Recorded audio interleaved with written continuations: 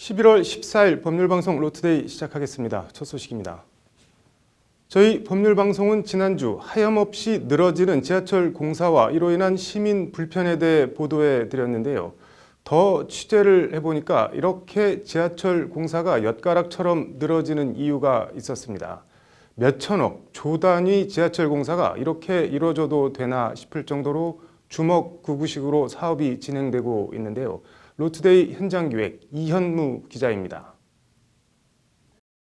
경기도 수원 호멜실동의 한 아파트 단지입니다. 아파트 단지 곳곳에 12년의 기다림, 신분 당선 호멜실력 원안대로 착공하라는 내용의 플래카드가 붙어 있습니다. 원래 호멜실동엔 수원 광교를 거쳐 서울 강남역까지 이어지는 신분 당선이 놓일 계획이었습니다. 그러나 한다 말만 무성하고 공사는 아직 착공조차 이뤄지지 못하고 있습니다. 5천억 원의 개발 분담금까지 납부한 주민들은 시행자인 LH와 국가가 사기 분양을 했다며 분통을 터뜨립니다. 신분당선 착공 분담금이 포함된 금액으로 분양을 받았습니다.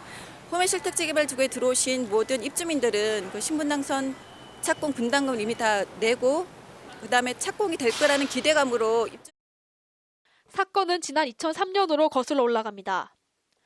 법률방송이 단독 입수한 신분당선 연장사업 KDI 예비타당성 조사 보고서입니다.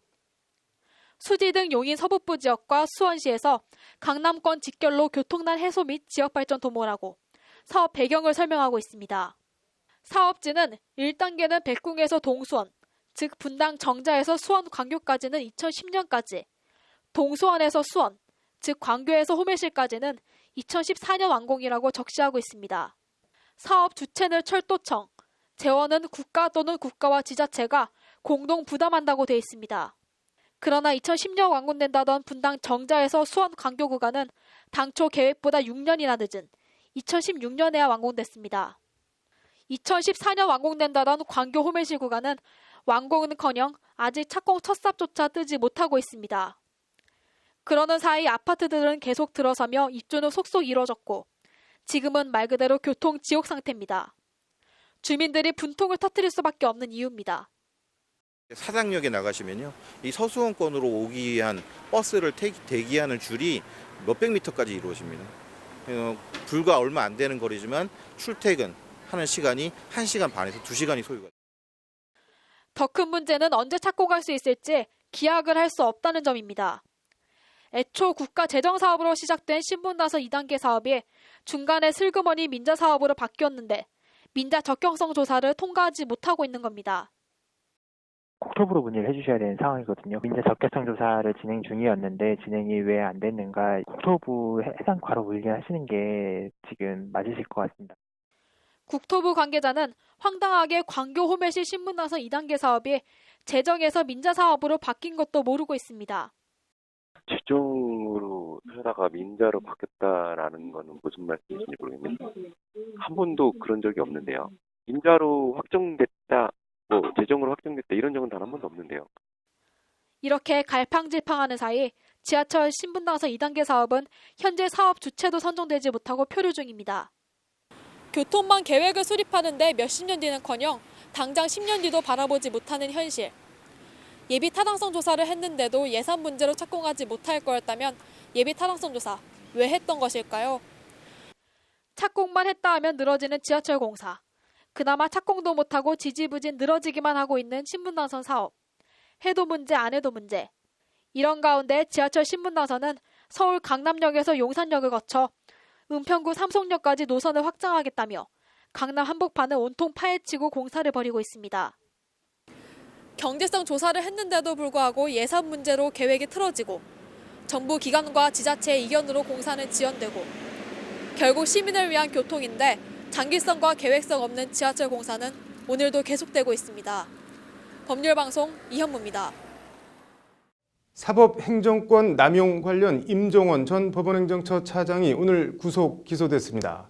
공은 법원으로 넘어갔는데 사상 초유의 재판거래 혐의 재판에 법원은 사건 배당부터 고민에 빠졌습니다.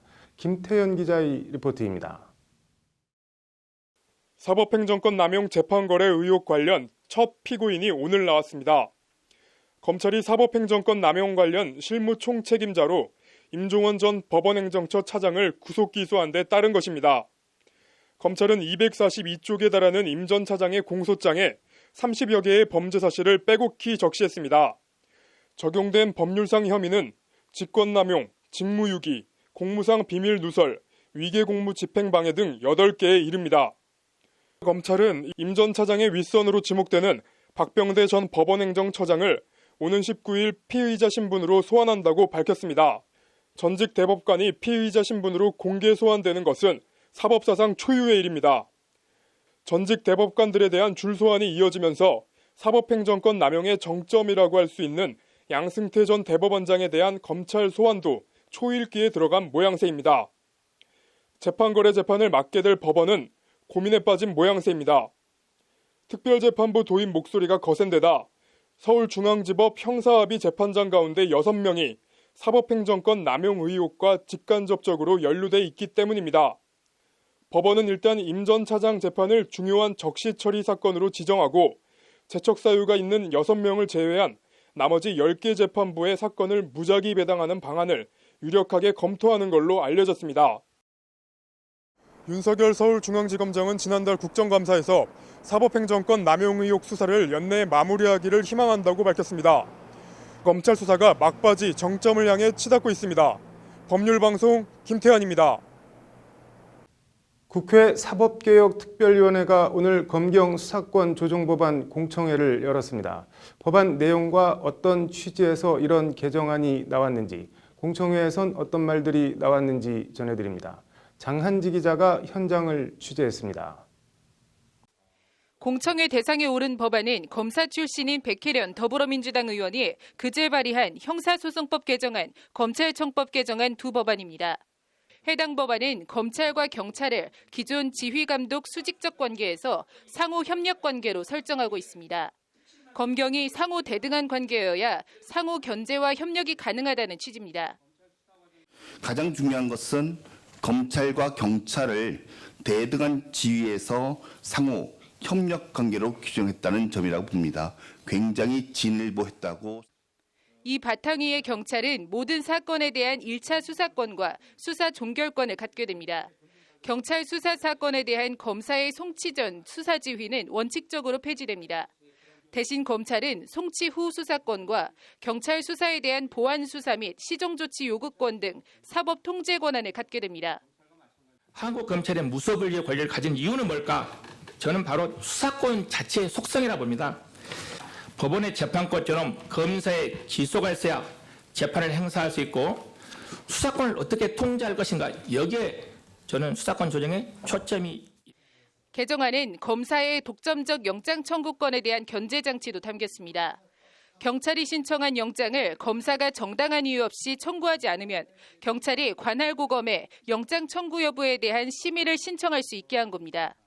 수사권과 기소권을 가지면서 모든 범죄에 대해서 직접 수사를 하고 영장 청구권을 통제하고, 세계 어느 나라를 비교해도 우리나라 검찰처럼 절대 권력화되어 있는 검찰 제도는 없다, 이렇게 말합니다. 법안 설명을 들은 사개특위 위원들은 수사권 조정으로 비대해질 경찰 권력을 통제할 수 있는 좀 더 정밀하고 효율적인 방안을 담아야 한다는 점 등을 지적했습니다.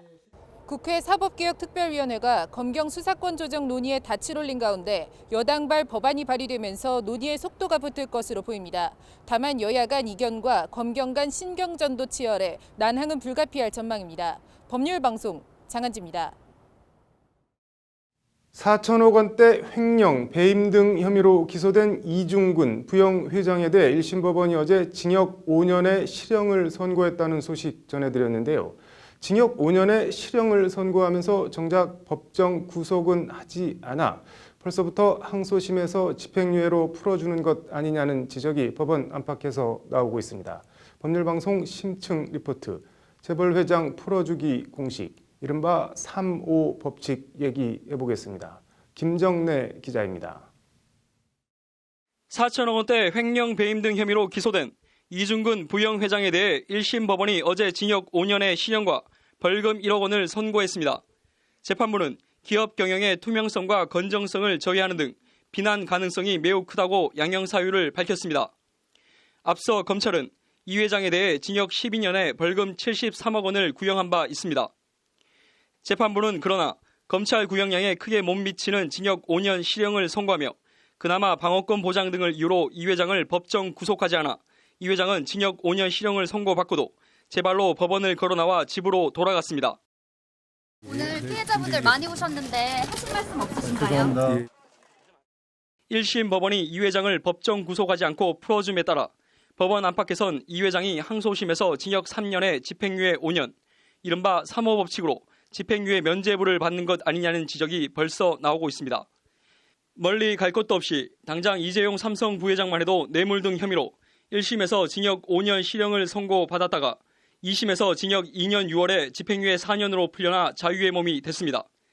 정몽구 현대차 그룹 회장도 최태원 SK그룹 회장의 경우도 지난 2003년 배임 등 혐의로 1심에서 역시 징역 3년을 선고받았지만 2심에서 징역 3년에 집행유예 5년을 선고받고 구치소 대신 집으로 돌아갔습니다. 삼성, 현대차, SK 국내 재벌 서열 1, 2, 3위 오너들이 1심에서 징역형 실형을 선고받았지만 2심에서 약속이나 한 듯 집행유예로 풀려난 겁니다. 최순실 국정농단 뇌물 혐의 신동빈 롯데 회장, 탈세 등 혐의 조양호 한진 회장 등도 모두 1심 징역형 실형, 2심 집행유예 석방이라는 재벌 회장 풀어주기 공식을 따라갔습니다. 재벌 봐주기 판결에 대한 우려가 계속되고 있습니다. 징역 3년에 집행유예 5년이라는 재벌 봐주기 판결이 다시 반복되지 않을까 우려가 됩니다. 아예 1심부터 집행유예로 풀어주는 경우도 허다합니다. 이건희 삼성 회장, 박용성 두산그룹 회장 등이 대표적인 예입니다.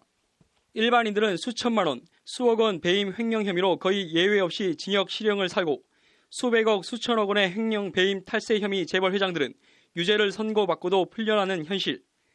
법원 판단이 정말 헌법과 양심에 따른 것인지 의문과 비판이 제기될 수밖에 없는 이유입니다. 특경법을 만든 취지가 재벌 총수들이라든지 이런 돈 많이 가진 사람들이 횡령 배임을 통해서 자신의 배를 불리고 국민 경제에 폐해를 끼치는 것을 막기 위한 것인데 그럼에도 불구하고 이 특경법조차도 재벌 총수들 앞에서는 성긴 그물에 불과하고 유전 무죄, 무전 유죄, 재벌 총수 풀어주기 공식 3호 법칙이 이번에도 이중근 회장에게 적용되는지 지켜보겠습니다. 법률방송 김정래입니다. 네, 은행들 채용 비리로 시끌시끌했는데 다음 주 월요일 신한금융지주 조용병 회장에 대한 채용 비리 혐의 첫 공판이 열립니다. 윤수홍 변호사의 이슈 속 법과 생활입니다. 윤 변호사님, 신한은행 채용 비리 의혹 이거 뭐 어떤 내용이죠? 예, 검찰은 조용병 회장이요. 네. 신한은행에 재직 중이던 2013년부터 15년 네. 당시에 네. 사회적으로 권력이 있었던 외부 청탁자와 네. 부서장 이상의 자녀들의 입사 점수를 조작한 혐의로 네. 보고 있고요.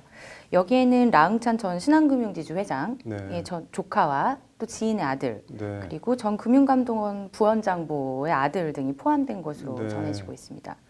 그리고 이에 더해서 검찰은 또 신한은행이 남녀의 성비를 인위적으로 3대1로 맞추기 위해서 점수를 조작한 것으로 판단하고 있습니다. 뭐 조작한 숫자가 얼마나 되나요, 전체적으로? 예, 전체적으로 100여 명이 넘는 것으로 검찰이 네. 판단하고 있습니다. 뭐 증거 인멸 얘기도 나오던데 이거는 또 어떤 내용인가요? 네, 신한은행 인사팀에서 검찰 수사에 대비해서 네. 채용을 대행했던 업체에 공문을 보내어서 네. 불합격한 자들의 정보를 삭제해달라고 요청을 했고요. 네. 실제로 정보가 삭제됐다고 하는데요. 네. 이러한 혐의들이 증거 인멸을 한 것이 아니냐 이런 정황으로 보여지고 있고요. 네. 그리고 채용 자료, 남아있던 채용 자료를 인사 담당자들이 컴퓨터에서 또 삭제를 했다고 합니다. 네. 뭐 조작도 점수 조작도 증거 인멸도 조직적으로 했다는 게 검찰 발표인 것 같은데 조용병 회장 입장은 어떻게 되나요? 일단 조용병 회장은 혐의를 부인하고 있고요. 네. 본인은 결과만 알려달라고 했을 뿐이다 네. 라고 하고 있고 점수 조작은 뭐 직원들이 알아서 한 것이다 라는 입장입니다. 뭐 결과만 알려달라. 뭐 이거 어떻게 보시나요? 사실 이런 이제 채용 비리 사건에 있어서 네. 실무진의 혐의보다는 채용 비리를 지시한 네. 분의 그런 혐의를 밝히기가 굉장히 어려운데요. 네. 실무 담당자들이 점수를 조작한 정황은 증거가 명백하지만 네. 뭐 배후에서 이것을 지시했다거나 독촉했다거나 네. 이런 범행은 사실 증명이 어려운 부분이 있습니다. 네. 뭐 그러면은 기소된 조용병 회장은 재판 미리 전망해 보시면 어떤가요? 예, 먼저 그 업무방해죄 양형의 네. 경우에는 그 네. 상한이 징역 5년입니다. 하지만 실제로 지금 뭐 구속영장도 기각이 된 상황이고 네. 아까 말씀드린 것처럼 업무방해죄의 경우에 그 배후에 있는 인물의 혐의가 입증이 쉽지 않기 때문에 네. 실제로 법정형은 그리 높지는 않을 것이라고 예상하고 있습니다. 유죄가 나와도요. 네, 네, 뭐 결과만 알려달라 참 그렇네요. 오늘 잘 들었습니다. 네. 네, 이어서 법조계 소식 전해드리겠습니다. 검찰이 황제보석이라는 비판을 받는 이호진 전 퇴광그룹 회장의 보석 취소를 검토해달라고 법원에 요청했습니다.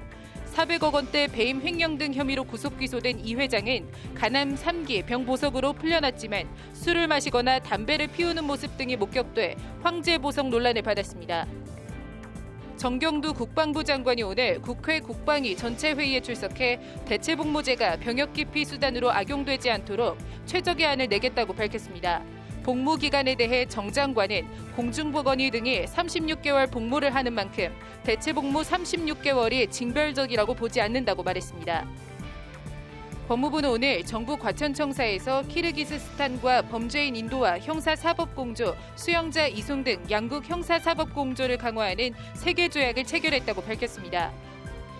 국민권익위원회가 오늘 CCTV 의무 설치 등 범죄 예방 건축 기준 의무 적용 대상을 500세대 이상 아파트에서 300세대 이상으로 확대할 것을 국토교통부에 권고했다고 밝혔습니다. 11월 14일 법률방송 로투데이 마치겠습니다. 시청해주셔서 감사합니다.